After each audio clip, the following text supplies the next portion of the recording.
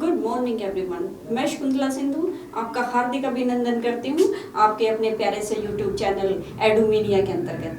आज हम अपनी वीडियो के माध्यम से कक्षा 9th क्षितिज भाग 1 में से एक बड़ी ही प्यारी वीडियो आपके सामने लेकर आए हैं और उस वीडियो के माध्यम से हम आपको चंद्र गहना से लौटती बेर और इसके कवि का नाम है केदारनाथ अग्रवाल।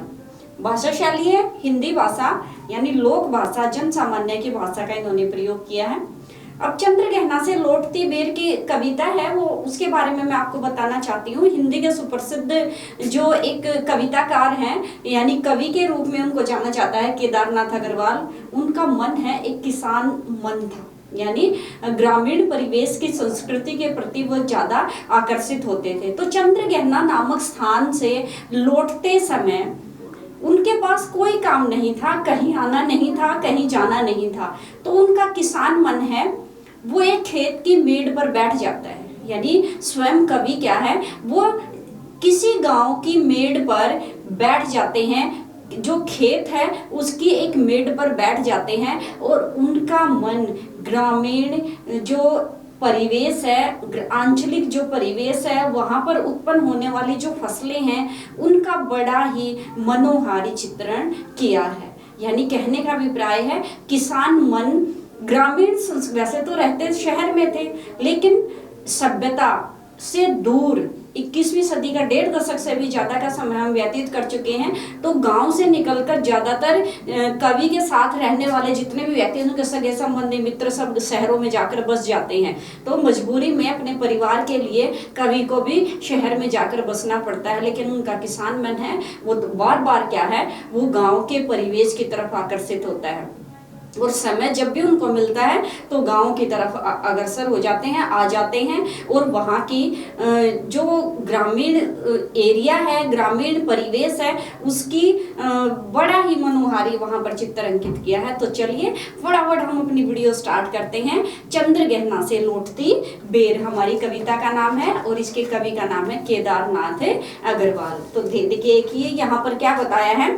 देख आया हूँ चंद्र गहना, देखता हूँ दृश्य में भी, मेड़ पर इस खेत की बैठा अकेला, एक बीते के बराबर एक हरा ठिगना जना, बांधे मुरेठा शीश पर छोटे गुलाबी फूल का, सज कर खड़ा है पास ही मिल कर उगी है अलसी हठीली, बीच में अलसी हठीली, देह की पतली कमर की लचीली, नीले फूले फूल को सिर पर चढ़ा। प्रसंग लिखेंगे कि प्रस्तुत काव्यांश हमारी हिंदी के पाठ्य पुस्तक क्षितिज भाग 1 के अंतर्गत चंद्र गहना से लौटती बेर नामक कविता से अवतरित है। प्रस्तुत कविता के कवि सुप्रसिद्ध हिंदी भाषा लोक भाषा के कवि केदारनाथ अग्रवाल जी हैं और केदारनाथ अग्रवाल जी ने यहाँ पर एक खेत में उगने वाली फसल और उसके आसपास के पौधों का वर्णन किया है और क्या कहता है।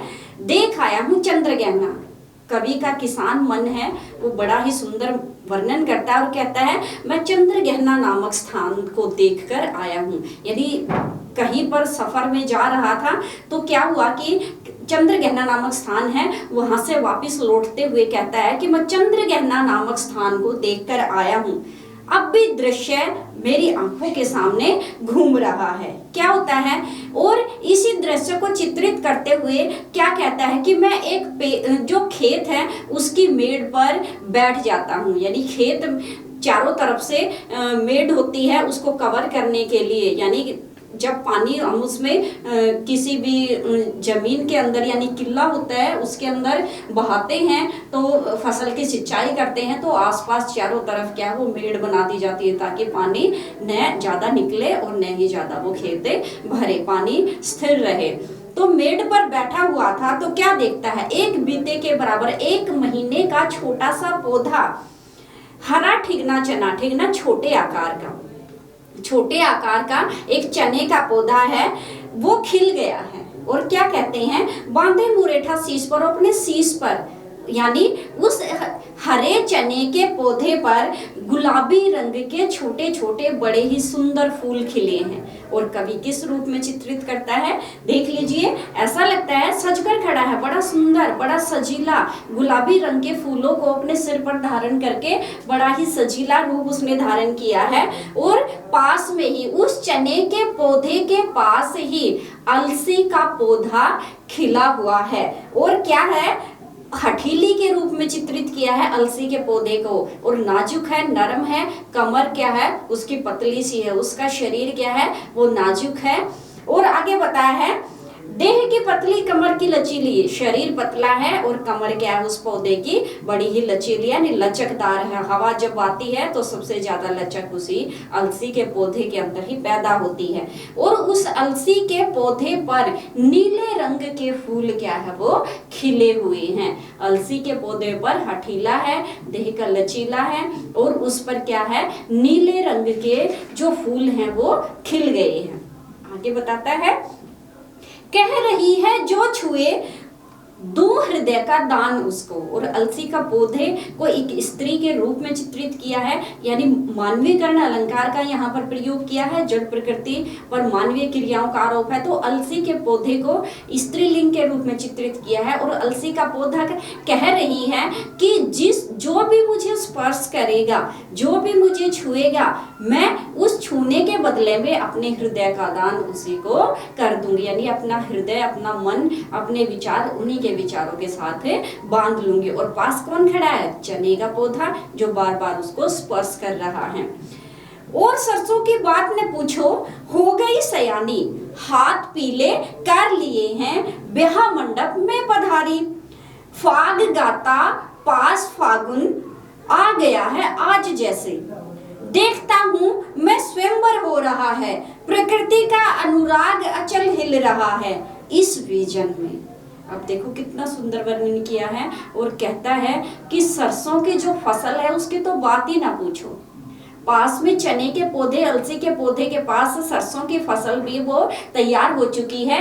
और कहने का अभिप्राय उसकी तो बात ही ना पूछो। कवि कह रहा है सबसे लंबी, सबसे सयानी हो चुकी है, यानी जो सरसों का पौधा है वो ज्यादा लंबाई के साथ ज्यादा जल्दी से उगता है, पैदा होता है, ग्रोथ करता है, तो बाकी फसल की बजाय वो सयानी हो चुकी है।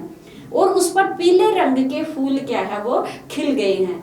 कवि कहता है कि पीले रंग के फूल ऐसे खिले हुए हैं जैसे वो सयानी हो गई है, समझदार हो चुकी है और उसने अपने हाथों को पीला कर लिया है। यानी ग्रामीण परिवेश में हाथ पीले करना मुहावरे का यहाँ पर कवि ने प्रयोग किया। और हाथ पीले करना मतलब शादी के लिए तैयार हो जाना। तो उसने अपने हाथ पीले कर लिए हैं और सज धज कर सुंदर बनकर इस तरह से तैयार हो गई है मानो वह ब्याह के मंडप में खुद की स्वयंवर रचाने के लिए क्या है वो मंडप में पधार चुकी है, शुभ वैवाहिक स्थल पर क्या है वो पधार चुकी है। और इसी खुशी में जो फागुन मास है वह फाग के गीत गा रहा है, यानी उसी के समय होली का आसपास का फाग का त्योहार मनाया जाता है। तो फागुन मास का वर्णन किया है और फाग के शुभ गीत क्या है वो सरसों की शादी के समय जब वो विवाह मंडप में पधारती है तो उसके विवाह के समय शुभ गीत क्या है वो फागुन का मास गा रहा है। देखता हूँ मैं स्वयंवर हो रहा है। और कवि कहता है, खुद ही कह रहा है कि मैं देख रहा हूँ कि जो सरसों की जो एक तरह से फसल है हाथ पीले कर लिए हैं और उसका स्वयंवर क्या है वो हो रहा है। प्रकृति का अनुराग अचल हिल रहा है। और प्रकृति का अनुराग, प्रेम भरा, प्रकृति का यानी प्रकृति के प्रति क्या है गहरे विचार व्यक्त किए हैं। और कहता है जैसे ही हवा चलती है तो प्रकृति यानी आसपास का वातावरण क्या है वो उसका आंचल लहरा रहा है। हवा के साथ साथ ऐसा लग रहा है जैसे आंचल क्या है वो लहरा रहा है इस विजन में, इस खुले आसमान के नीचे। यहाँ पर ग्रामीण परिवेश का वर्णन किया है। अगली वाली पंक्तियों में शहर के वातावरण का, वहां के परिवेश का वर्णन करता है केदारनाथ अग्रवाल जी करते हैं और कहते हैं, दूर व्यापारिक नगर में प्रेम की प्रिय भूमि उपजाऊ है और पैरों के तले पोखर है, उठ रही है इसमें लहरियां, नीले तल में उगी है घास भूरी, ले रही है वह भी लहरियां, एक चांदी का गोल खंबा, आंख को है चमचमाता, है कई पत्थर किनारे, पी रहे हैं चुपचाप पानी, प्यास जाने कब बुझेगी, चुप खड़ा बगुला डुबोए टांग में, जल में देखते ही मीन ध्यान निद्रा को त्यागता। अब यहाँ पर कवि कहता है कि दूर व्यापारिक नगर में, व्यापारिक मतलब जहां पर व्यापार होता है नहीं, शहरों में, दूर व्यापारिक नगर में आपाधापी की भरी जिंदगी है, आपाधापी भरी क्या है, वहां पर अपना जीवन व्यतीत कर रहे हैं। तो उस व्यापारिक नगर से यानी शहर की आबो हवा से दूर ग्रामीण परिवेश में फिर से लेकर आता है और कहता है कि प्रेम की प्रिय भूमि, प्रेम रूपी यह भूमि, प्रेम से भरी हुई, मानवीय भावनाओं से भरी हुई यह भूमि, ग्रामीण परिवेश की जो भूमि है वो शहर की भूमि से अधिक उपजाऊ है। चाहे वहां पर कितने ही कारोबार क्यों न हो, लेकिन गांव की जो भूमि है वह प्रेम से भरी हुई है और शहर की भूमि से अधिक उपजाऊ है। और पैरों के तले गांव से दूर एक पोखर, तालाब क्या है वो बना हुआ है, जिसमें ठंडा पानी भरा हुआ है। उठ रही उसमें लहरियां, जैसे ही हवा चलती है तो हवा के प्रभाव से उसमें भी लहरियां क्या है वो उठ रही हैं। नील तल में उगी है और नीला उसका पानी है और उस पानी में हरे भूरे रंग की घास क्या है वो दिखाई दे रही है। यानी गांव के पोखर का, गांव के तालाब का पानी नीला है, साफ है, स्वच्छ है और तलहटी में उगी हुई घास, भूरे रंग की घास भी क्या है वो दिखाई दे रही है। वह भी जैसे ही लहर उस पर पड़ती है तो वह भी साथ साथ क्या है वो पानी के बहाव के साथ वो लहरा रही है। एक चांदी का बड़ा सा गोल खंबा और ऊपर आसमान में सूर्य निकलता है।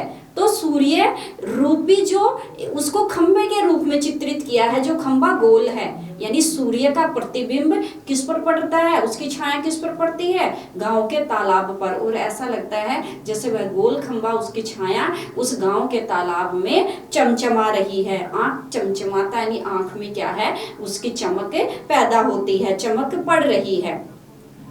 और उसी तालाब के किनारे पर बहुत सारे पत्थर क्या है वो काफी सालों से पड़े हुए हैं। और कवि चित्रित करता है, कवि क्या कहता है, ऐसा लगता है जैसे मनुष्य पानी पीता है तो कवि उनको पत्थरों को ऐसा लग रहा है जैसे कह रहा है कि यह भी न जाने कितने सालों से लगातार पानी पिए जा रहे हैं, न जाने इन पत्थरों की प्यास कब बुझेगी। और उन्हीं पत्थरों के पास एक बगुला खड़ा है, ध्यान मगन होकर, ध्यान निद्रा में, एक तरह से ध्यान मुद्रा में एक टांग पर खड़ा है। लेकिन जैसे ही उस गांव के नीले जल वाले पोखर में चंचल मछली आती है, तैरती है, तो तुरंत उस बगुले की ध्यान निद्रा भंग हो जाती है। और जैसे ही उसकी ध्यान निद्रा भंग हो जाती है तो तुरंत बड़ी तेजी से, बड़ी सफुर्ती से मछली को पकड़ लेता है और तुरंत अपने गले से गटक जाता है, ध्यान निद्रा को त्याग देता है और तुरंत मछली को खा जाता है। फिर आगे कहता है, चट दबा चोच में छट से, फट से, फुर्ती से दबा लेता है, नीचे गले में डालता, गले में उतार लेता है। आगे कहता है, एक काले माथे वाली चतुर चिड़िया श्वेत पंखों के झपाटे पर फौरन टूट पड़ती है भरे जल में, भरे जल के हृदय पर एक उजली चटुल मछली चोंच पीली में दबाकर दूर उड़ती है गगन में। ओ यही से भूमि ऊंची है जहां से रेल की पटरी गई, ट्रेन का टाइम नहीं है, मैं यहाँ स्वच्छंद हूँ, स्वतंत्र हूँ, जाना नहीं है। अब कवि कहता है कि एक काले माथे की जो चिड़िया है वह भी उसी तालाब के पास, बगुले के पास उड़ रही है और उड़ते उड़ते बड़ी चतुर, बड़ी चालाकी से, बड़ी चतुरता से उसी नीले जल की तलहटी में से एक छोटी सी चतुर मछली क्या है उसको तुरंत गटक जाती है और नीचे पानी में जाकर डूबकर अपनी चोंच के द्वारा तुरंत उस चालाक सी छोटी सी मछली को जो सबसे तेजी से तैरती है उसको पकड़कर दूर आसमान में उड़ जाती है। आगे बताया और उसकी चोंच कैसे रंग की है, पीले रंग की। पीले रंग की चोंच में वह काले माथे वाली चिड़िया उस मछली को उड़ाकर, मछली को दबाकर उड़ जाती है। और पास ही में भूमि ऊंची है, गांव से थोड़ा सा चलकर भूमि क्या है, ऊंची है। और इसी ऊंची भूमि पर रेल की पटरी बिछाई गई है। रेल की पटरी खाली है, रेल का कोई टाइम नहीं है आने जाने का, तो पटरी भी खाली है, किसान भी खाली है, यानी कवि भी खाली है, स्वच्छंद है, स्वतंत्र है, उस पर भी कहीं आने जाने का कोई दबाव नहीं है। फिर कहता है चित्रकूट की अनघट चोड़ी, कम ऊंची ऊंची पहाड़ियां दूर दिशाओं तक फैली हैं बांझ भूमि पर, कांटेदार इधर उधर रीवा के पेड़ कांटेदार कुरूप खड़े हैं। सुन पड़ता है सुग्गे का मीठा रस टपकता, सुग्गे का स्वर टें टें टें सुन पड़ता है, वनसथली का हृदय चीरता है।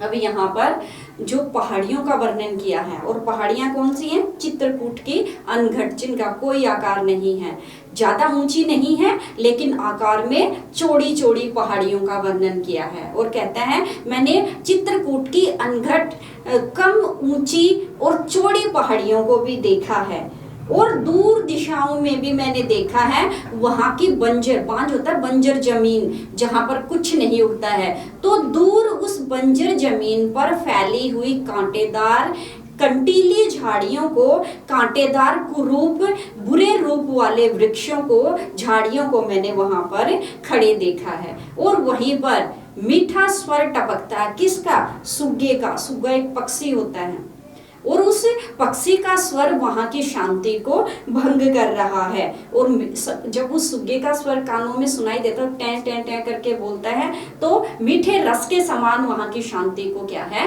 भंग कर रहा है, सुन पड़ता है। और जब वह स्वर हमें सुनाई देता है तो वनस्थली, वन की भूमि के हृदय को चीरता हुआ प्रतीत हो रहा है, यानी सिर्फ और सिर्फ सुग्गे की ध्वनि ही वहां पर सुनाई दे रही है। आगे बताया है उठता गिरता सारस का स्वर, टिरटो टिरटो मन होता है उड़ जाऊं मैं भी, पर पंख फैलाकर सारस के संग, जहां जुगल जोड़ी रहती है हरे खेत में, सच्ची प्रेम कहानी सुन लूं चुपके चुपके। अब यहाँ पर बड़ा ही सुंदर वर्णन किया है, और कहता है उठता गिरता, कभी उभरता हुआ, कभी तेज स्वर तो कभी मंद स्वर, सारस का स्वर, सारस पक्षियों का जो जोड़ा है उसका स्वर सुनाई दे रहा है वहां पर, कभी तेज कभी मंद गति से। और कहता है टिरटो टिरटो की आवाज सारस का जोड़ा है वो निकाल रहा है, और कवि का मन उन्हीं सारसों के पीछे, उसी सारस युगल जोड़े के पीछे क्या करता है कि मैं भी पंख फैलाकर उसी सारस युगल प्रेमी जोड़े के पीछे पीछे उड़ जाऊं। और कहाँ रहते हैं वो, गांव के हरे भरे खेत में रहते हैं, और उसी गांव के हरे भरे खेत में मैं भी उस सारस के जोड़ों के साथ, उस युगल के साथ, प्रेमी युगल है जो, उसके साथ उड़ जाऊं, उसी हरे खेत में मैं भी चुपके चुपके उनकी प्रेम कहानी को, उनके विचारों को, उनके प्रेम भरे वार्तालाप को मैं भी सुनूं और शांति का अनुभव करूं, यानी प्रेम के मीठे वचनों से मैं भी ओतप्रोत हो जाऊं। कहने का अभिप्राय है यहाँ पर कवि ने ग्रामीण परिवेश की संस्कृति का, वातावरण की संस्कृति, वहाँ की फसलें हैं, वहाँ पर रहने वाले पशु हैं, पक्षी हैं, तालाब हैं, सूर्य है, उसकी परछाई है, तालाब है, वहाँ का वर्णन किया है। जो विभिन्न प्रकार के पक्षी हैं उनका वर्णन किया है, काले माथे वाली चिड़िया है, उसके बाद है बगुला जो ध्यान मगन है, और उसके साथ साथ फसलों का भी वर्णन किया है। सरसों की फसल क्या है वो पूर्ण रूप से तैयार हो चुकी है, ऐसा लगता है जैसे विवाह के मंडप में क्या है वो पधार रही है। और साथ में फागुन के जो मदमस्त गीत हैं वो उसके स्वयंवर के समय गाए जा रहे हैं। साथ में तुलसी जो अलसी है, अलसी का वर्णन किया है, जो हठीली के रूप में चित्रित की है, हट करके बैठ जाती है वो, और देह की लचीली है, कमर पतली है, और कहती है कि जो भी मेरे हृदय को छुएगा उसी को मैं, जो भी मुझे स्पर्श करेगा उसी को मैं अपने हृदय बदले में दे दूंगी। जो हरे चने का एक छोटा सा पौधा विलासित होता है अंगूठे के समान, यानी लगभग एक तरह से कह सकते हैं छोटा सा, महीने भर का पौधा है, गुलाबी रंग के उस पर फूल खिले हैं, सज धज कर सुंदर है, एक दूल्हे के समान चित्रित किया है और ऐसा लगता है जैसे उसने गुलाबी रंग का सेहरा अपने सिर पर धारण कर रखा है। और इसके साथ साथ चंद्र गहना नामक स्थान का बड़ा ही सुंदर चित्रण किया है और एक तरह से कह सकते हैं कि यहाँ पर कवि ने मानवीकरण अलंकार का प्रयोग किया है। कविता के विशेष में यहाँ पर हो सकता है जन सामान्य लोक भाषा है, शब्दावली क्या वो लयात्मक है, यानी कविता कवि ने ऐसे लिखी है जैसे लय में, प्रभामयता में क्या है वो बह रही है, चल रही है। और ग्रामीण परिवेश की संस्कृति का, उनकी फसलों का, वहाँ के सुंदर वातावरण का जो चित्रण किया है वह भाव सहज तक हमारे सामने अंकित हो चुका है। और कविता क्या वो प्रभामय है, यानी अपने साथ बांध कर रखती है। जड़ प्रकृति का मनुष्य की क्रियाओं के साथ आरोप किया है तो सबसे ज्यादा यहाँ पर मानवीकरण अलंकार का प्रयोग किया है। इसके साथ साथ उपमा अलंकार का, रूपक अलंकार का भी प्रयोग किया है। तो ये हमारी कविता थी। इससे नेक्स्ट वाली वीडियो में और अच्छे बड़े ही रोचक वे से, बड़े ही रोचक शब्दावली में हम एक नई कविता आपके सामने लेकर आएंगे। तब तक के लिए हैव ए गुड डे।